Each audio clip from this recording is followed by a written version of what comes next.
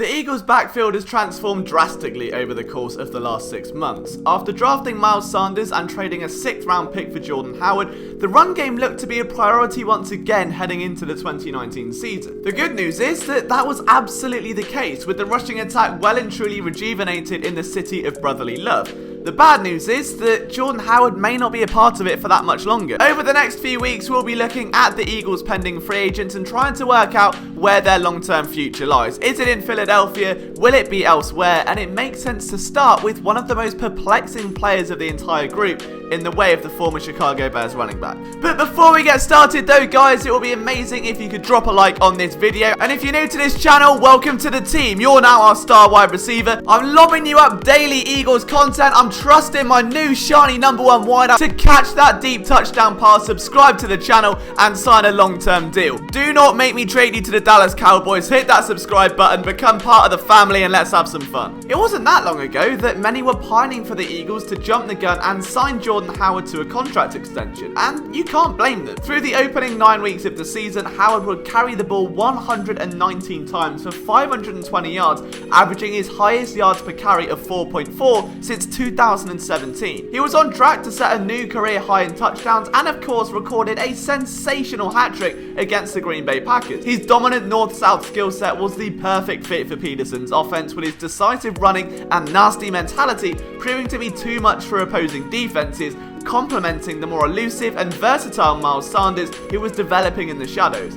But after week 9, nothing. Howard suffered a stinger injury against his former team and would miss the rest of the season as a result in confusing fashion. He returned to the lineup ahead of the team's playoff bid but wouldn't see the field. Now Jay Ajayi filled in the meantime, but he was released just before Christmas, making way for Howard, who would basically warm the bench for the next few weeks. What really didn't help here though was that while battling injury, Sanders was really coming into his own. The Eagles' offensive playmakers started dropping like flies, and the Birds were forced to lean more and more on their 2nd round pick. The offense was remolded around Carson Wentz and getting him into open space, becoming the team's primary playmaker.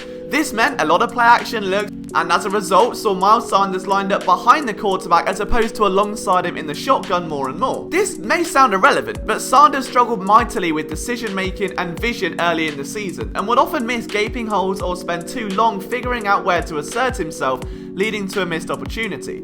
Moving him further back not only helped Carson Wentz, but gave Sanders more time to see the field and develop his decision making. The effects of this were obvious. Over the course of the first 4 games without Jordan Howard, Sanders carried the ball 79 times, recording 329 rushing yards, averaging 4.6 yards per carry, so already a 0.2 improvement over Howard, and this doesn't take into account his 173 receiving yards and 6 total touchdowns. All of a sudden, the Eagles' running back of tomorrow became the running back of today, someone who smashed LaShawn McCoy's franchise rookie rushing record. The need for a north-south powerhouse was negated by someone whose burstful cuts could be just as effective in the right area. Sanders put together a second half of the season worthy of contention for the Offensive Rookie of the Year considerations, and even Boston Scott had a breakout, leaving Jordan Howard out in the cold. As the offseason approaches, stress in Howard's camp will be at an all-time high. Between his rookie year and the start of 2019, he ranked 3rd in total rushing yards, having amassed 3,370 of them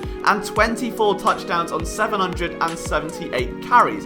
But the Chicago Bears saw a big contract looming, realizing they'd have to prioritize their spending down the line, with Mitch Trubisky beginning to progress down his rookie contract, and so decided to draft Jordan Howard 2.0, letting Jordan Howard 1.0 go for a conditional 2020 pick, cashing in while they could. Now it is worth noting here that David Montgomery, his replacement, rushed for 889 yards as a rookie, ultimately proving that the need to pair a running back substantially to complement Tariq Cohen wasn't the best route to travel down. Eagles now find themselves in a similar spot, but with one major difference.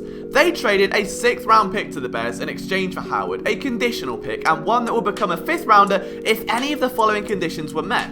If he had 1,000 rushing yards in 2019 or made the Pro Bowl, if he accounted for 50% of the team's rushing yards in 2019, or if the Eagles sign him to a new deal before free agency opens at the end of this month. Should the Eagles sign Howard to a new deal, they'll have to give up a 5th rounder as opposed to a 6th, which likely isn't something Howie will want to do regardless, but the way this season panned out isn't exactly going to help Howard's fight here. It's not impossible that Howard doesn't return, however. He'll surely realise that the state of the situation is bleak and be willing to take less money over a longer period to benefit the team and secure a long-term spot on a team destined to keep a Super Bowl window alive. And he is a scheme fit. But will that be enough to sway a team that really hasn't invested substantially in the position since Doug Peterson's arrival, instead opting for a committee approach? Howard is easily among the most productive young backs in the league when healthy, and he'll want to be paid like it. Barring a substantial drop in projected value, it may be time for the Eagles to do as the Bears sought to. Turn to the draft for a cheaper, long-term replacement who can develop